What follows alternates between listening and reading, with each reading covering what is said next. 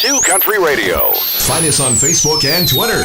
We play more music every hour, every day. 2Country Radio. Turn on, tune in. Well, thank you so much for taking the time to chat to me. Thank you. And welcome back to London. Thank you. How does it feel coming back to London as Jennifer rather than Sugarland? You know what? It feels exciting because so much has changed, not only for me in my life and in my art, but also in the world since I've been here.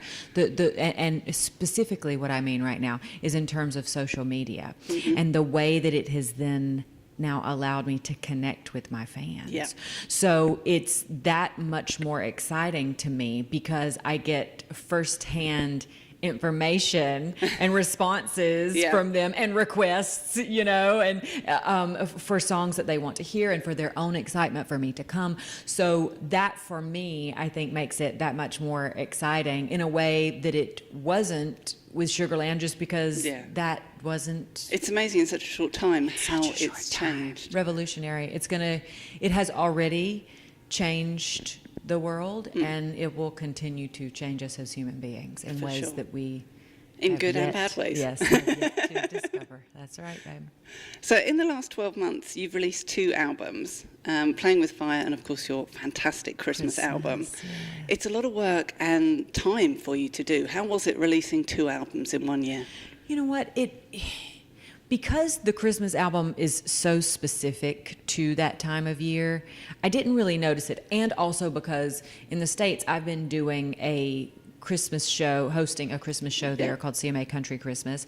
And I've done that. I've hosted that show for 7 years. Yeah. So for me, the holidays are always bonkers because I am so busy. So I was already accustomed to that time of year being crazy busy. And you throw on top of it this year, I also did a movie, the Dolly Parton story of her childhood, did the sequel to that. So the holidays were just crazy. Yeah. So it sort of felt just encapsulated in all of that craziness, really, you know, but I had, I got off tour, I guess, in June for Playing with Fire, and then obviously then the holidays being, you know, 6 months after then, or 5 months, because we started in November with all that madness. But that being said, I had a little bit of time in between, you know. Not much, but it at least felt like a breath, you know, to be able to catch my breath and focus on that. We have a saying here called in for a penny, in for a pound. And it means if you're going to do something, rather than do a little, just do it all at once. That's right. And that's pretty much what you did last year. In for a penny, in for a pound. Go for it. Yeah. Now, with the new album, I really felt like you hit your stride as a solo artist. Thank you. Especially the new single, Hey Heartbreak. You know, it's absolutely brilliant. It gets requested a lot on the station. You. Oh, I love hearing that. Do you feel that it's kind of different from your first album?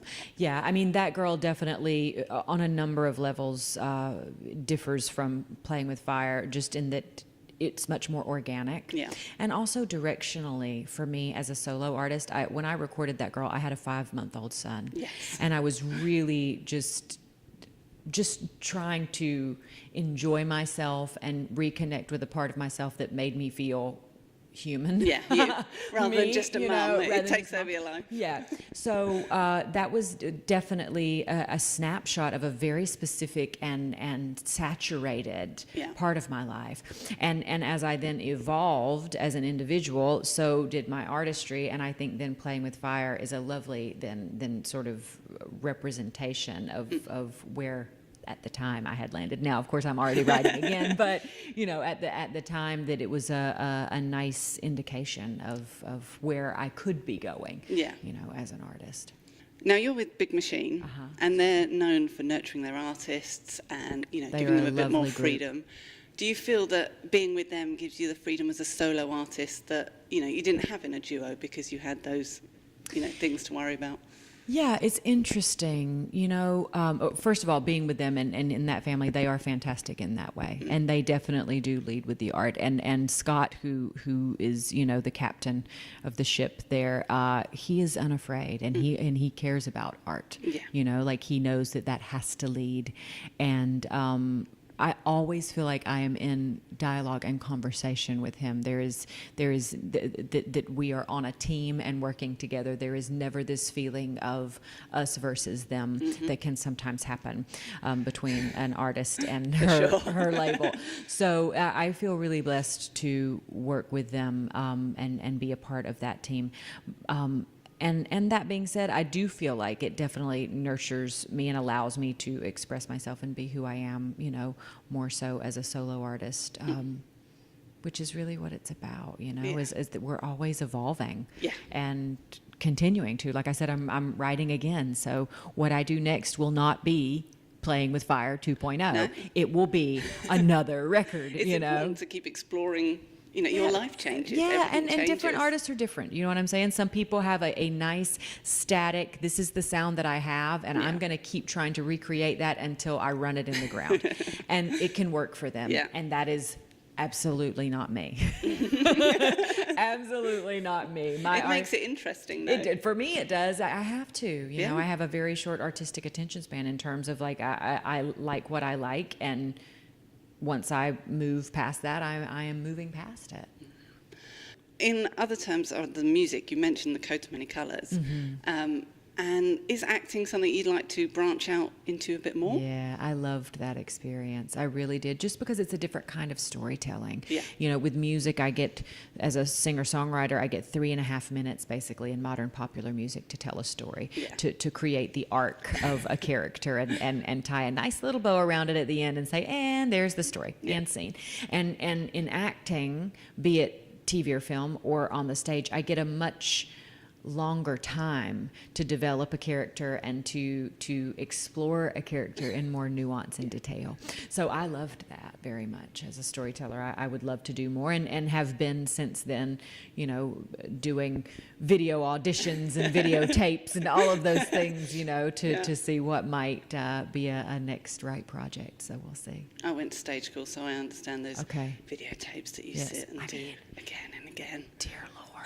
But they're so awful. Here's the thing, like, whatever happened to the real live audition, in the sense that with the videotape, you're sitting there many times with someone who's reading with you, who is basically offering nothing. Yeah, you've got nothing to work on. Yes. So it's just like, oh my God. But whatever, it is what it is. It's an interesting process. I remember once I had an audition at the top floor of one of the skyscrapers here in London, and I'm scared of heights, and it was all glass all the way around. I walked out of the elevator, I was like...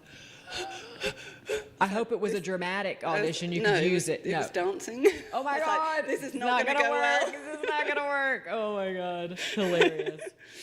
So, as you said, you host the CMA Country Christmas. Now, I am Christmas crazy. So this sounds like my ideal job. I love it. Is it as much fun as it looks? It is so much fun, and I have got over the years. I have come to so enjoy it. I mean, it is a day very much so, and a week of madness, because in building up to it and preparing for it and rehearsing for it, and especially the day of, is absolutely, I'm exhausted by the time it's done, but it's so much fun because year after year the level of talent continues to get better and better of all the different artists that we have on the show.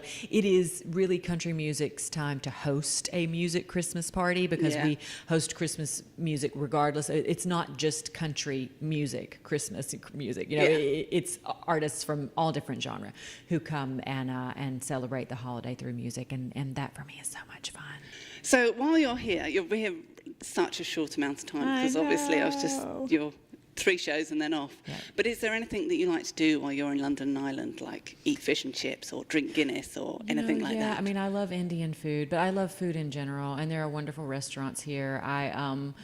I love shopping here. I love thrifting here. I'm a big vintage gal. Oh, you can get a lot of that. I will have no time for that this time, which is such a bummer. I have to plan a separate trip just for fun to come back, because I love it. And I love the style here. I think, in terms of fashion, there is a lot of fun to be had in celebrating that. And any city has their own sort of street style. Yeah. And I love the street style here. So, and I also love theater. If I had time, I would love to go and check out what's happening on the old West End, but I'm not going to have time for anything. This is what I have time for. Yeah, I'll come back. I'll be back. Excellent. And after C2C, are there any plans to come back touring yourself? I hope so. You know what? I'll be interested to see.